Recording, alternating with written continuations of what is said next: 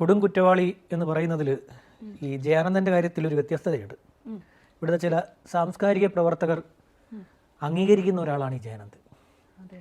ജയാനന്ദൻ്റെ പുസ്തകം പുലരി വിരിയും മുമ്പേ ഇവിടെ പ്രകാശനം ചെയ്തപ്പോൾ ഒരുപാട് സാംസ്കാരിക പ്രവർത്തകർ അതിൻ്റെ ഭാഗമാകാൻ വേണ്ടി വന്നു. അപ്പോൾ അത് കണ്ടപ്പോൾ പലർക്കും വലിയ വിഷമം തോന്നി.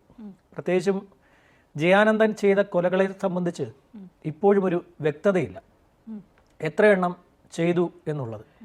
പ്രധാനമായും ഇയാൾ ചെയ്തുകൊണ്ടിരുന്നത് സ്ത്രീകളെ ആക്രമിക്കുക, അവരിൽ നിന്നും സ്വർണം കവർന്നെടുക്കുക, അവരെ കൊലപ്പെടുത്തുക എന്നുള്ളതാണ്. ഇതിൽ തന്നെ ജയാനന്ദൻ കൊന്ന ഒരാൾ സെക്ഷലി ഉപയോഗിക്കപ്പെട്ടിട്ടുണ്ട്. അത് ജയാനന്ദൻ ചെയ്തു അല്ലെങ്കിൽ ഇല്ല, അത് വ്യക്തതയില്ല, ആ കാര്യത്തിൽ വ്യക്തതയില്ല.